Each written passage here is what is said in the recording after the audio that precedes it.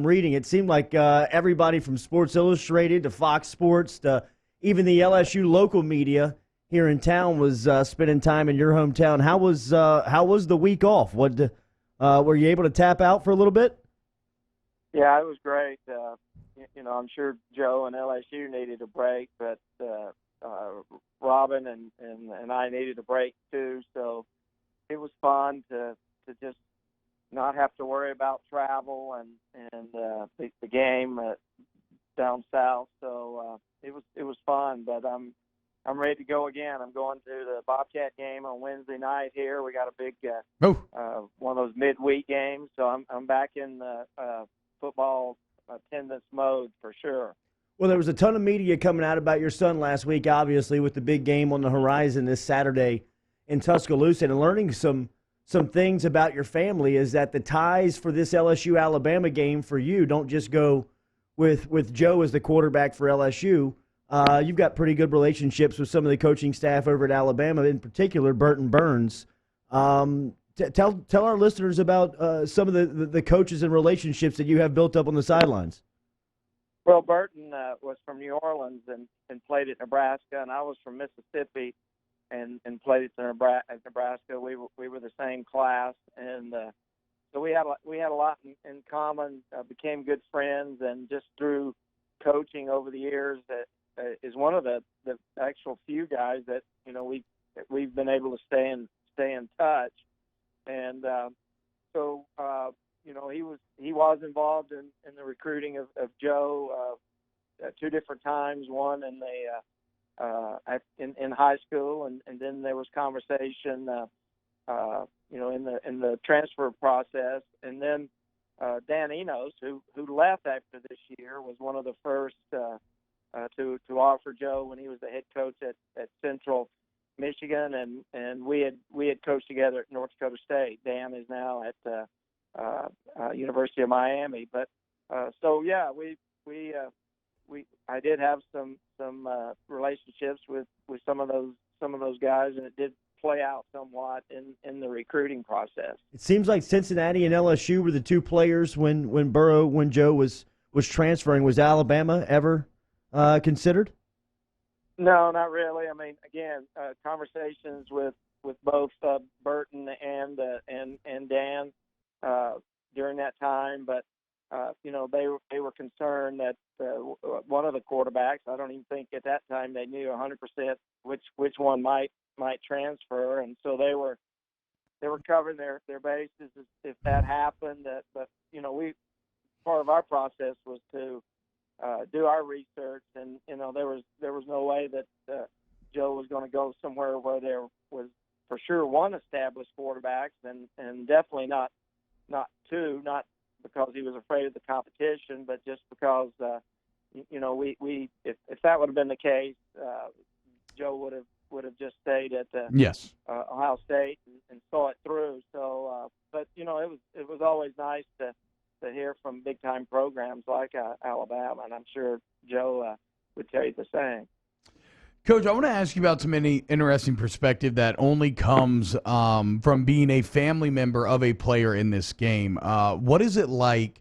And I'm guessing it's even heightened being that the last name is Burrow. But what's it like? And you had this during the Texas game a bit, going into an opposing stadium, families decked out in jerseys. It's kind of obvious who you are. What's that experience? What was that like against Texas? What are you expecting this weekend?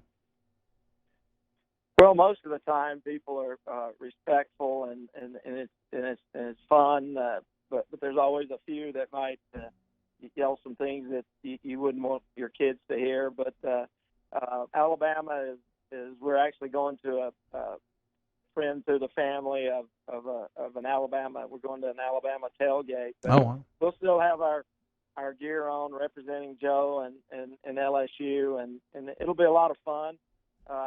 It's great to be in the atmosphere of a Texas, Alabama stadium, and I've mentioned several times through the interviews of the past several days that's why Joe eventually chose LSU, and that was to play in the big time games and in big time places like this weekend. So that's played out as we had hoped. And it's odd, Jimmy, because it's like outside looking in. You feel as if the moment doesn't seem too big for Joe. Like, it's weird, right? We were talking about how much emotion us on the outside as fans put into a game like this. And I've talked to multiple people this week about how, like, Joe's kind of projected confidence and just how he's carried himself this year makes him feel better about Saturday, better than they have in years. Has that always been there with Joe? Is that a trait that he developed over time? Yeah, he's always been very confident, and part of that confidence kind of goes into how competitive he is on the field, and somewhat a different personality maybe off the field than on the field, but that's not different in a lot of people. But yeah, he's always been confident.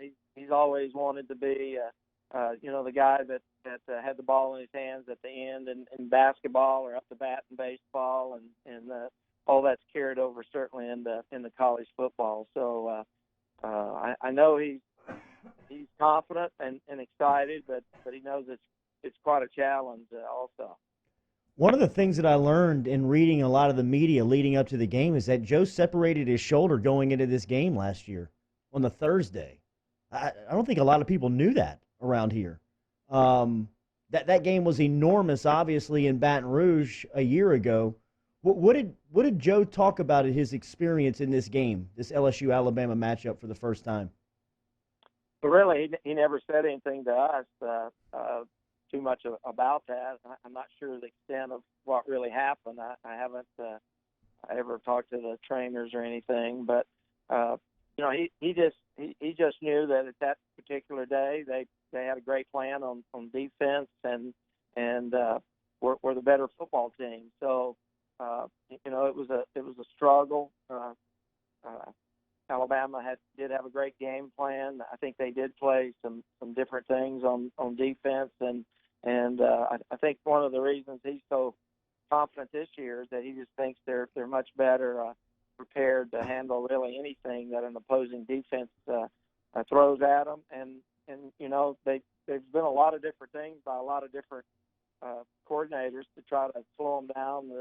Obviously, the most publicized was Auburn and Kevin Steele, but all the other teams have done things differently too. So I'm sure Alabama will be different also.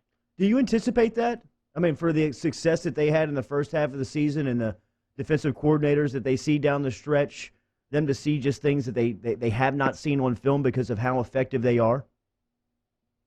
Well, there's two things to look at if you're the defensive coordinator, and obviously with Coach Saban, a defensive guy. One, do you just go with what so-called got you there, and to make sure that everybody's on the same page and you know what to do and you can play fast, as opposed to, hey, LSU is going to know our tendencies, know what we like to do in certain down and distances, the coverages we played, and do we change that? That's the never-ending question that you try to answer when you have a 2-week bye, also, or 2 weeks to prepare, is how that's going to play out in the game plan. I can't imagine that there's not going to be some new things that you kind of you always want them to know what they're doing so that you can really play fast as a player, and that's up to the coaches to make sure that happens. But